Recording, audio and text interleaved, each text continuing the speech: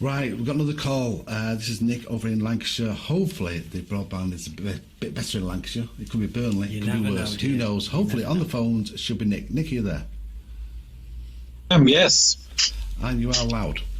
Are you, hello? Oh, good. Oh, no, you're right. Hello. Fantastic. There. Loud and proud. Loud and proud, and there's no delay. Well, it's from Burnley. It's from Burnley, yeah. There's a slightly better connection perhaps in Burnley than in Ireland. How do you see what's going on in the States right now, Nick? Well, I think what a lot of people are forgetting is that Trump didn't come out of nothing. You posted something up on your Twitter feed today, which I thought was really interesting, which says since 1990, billionaire wealth has increased by 1,130%, whilst everybody else's wealth has gone up by 5% in that time. Yeah. So you got 3 billionaires now who own as much money as the bottom 50% of the whole population of the US. So, you know, people aren't going to sort of stand for that for so long. So Trump, to me, was a fuck you. It was an alternative. It was, we can't do any worse than what it is now. But it's not turned out that way, obviously.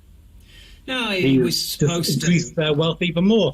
Yeah, he was supposed to drain the swamp, and all he did was he came in and he drained the swamp and then filled it with even bigger swamp monsters. I mean, the people that he put in were all heads of massive companies. Tillerson, head of, was it ExxonMobil? I mean, there isn't a bigger swamp monster in the world than that guy. And that's all he did. He replaced billionaires with billionaires.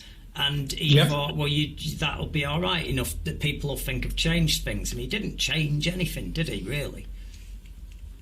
No, I mean, he's... I don't think he's been as bad as the Johnson government, to be honest, who's actually done more to actually move money from the public sector to certain parts of the private sector than any government probably ever.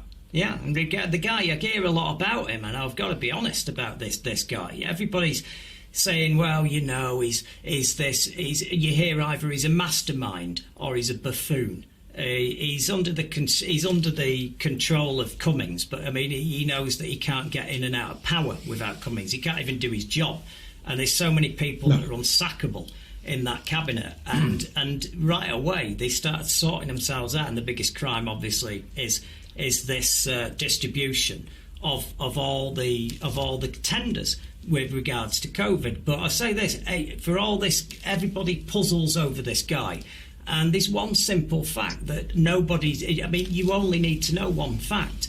He's a posh cunt who doesn't have any caring or respect for any poor person whatsoever in this country. He doesn't give a shit.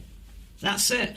And anybody who's surprised that when he got in, that he's done this and he's lied about everything. And look at the oven-ready Brexit. So we've had a couple of messages, one from a very good friend of mine, Mark, who's always supported me throughout the years, and he sent his good regards and wishes for this show. So hi, Mark, and thank you very much for tuning in. Thanks for everybody who's watching the show tonight and listening on Fab Radio International and anywhere else you're listening to this show. I have another message, so I just want a personal message to you, Nigel, my friend of mine. Yes, I did get permission to do this show. The funny thing is, my actual mentor that taught me law was actually on the show a couple of weeks ago, so you kind of maybe need to keep up on special events. And as to my inappropriate comments about our Prime Minister, I'm not going to take a lecture off a guy who got divorced because of being caught in a threesome with one girl yellow-faced up as an Indian squaw, and the other one dressed as a cowgirl.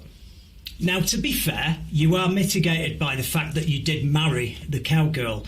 And in fact, maybe my gift to you is you can use this clip in years to come to show your kids as a sort of How I Met Your Mother story.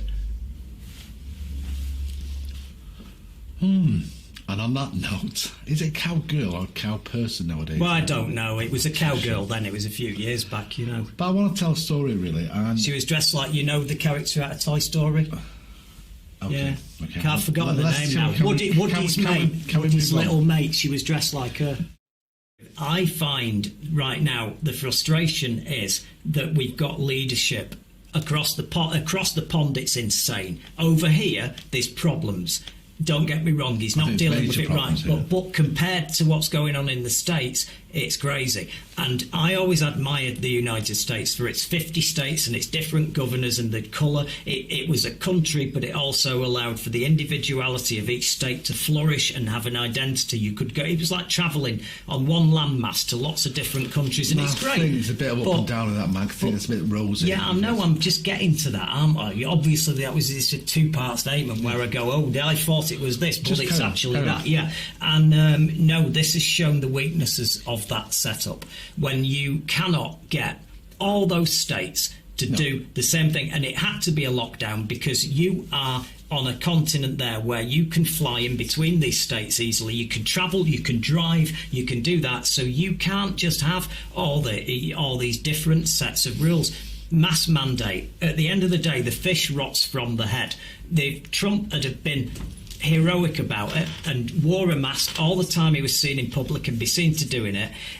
People would have worn it, and they estimate there'd be 80,000 people less dead now. So he didn't do that. So what else do? You support your scientists, which he didn't, and he's mocked them, he's laughed at them. He's at a rally where the latest chant, actually that's quite a Freudian slip, chant, I can't say it now.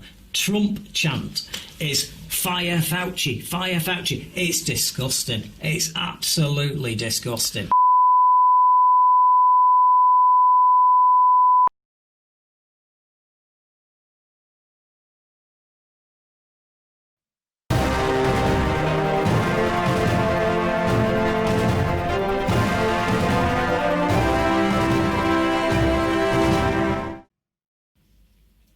Welcome back to the Mancunian Candidates.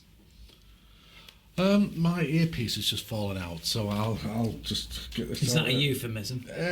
Well, here's the news. The latest news: we've just been kicked off YouTube for breaching something or other. We have an idea what it may be, but we're not 100% sure. But we kicked off. However, if you're listening on the radio station right now, or you're watching on YouTube right now, we'll try our best to make sure it doesn't happen again. Hopefully. But there we go. We can only feel. But where are we up to, Mike? Or in other words, I'll behave this time. Yeah. Hopefully on the phones right now, and he should be quite pleased, I would have thought, is Tom Anderson. Tom, are you there?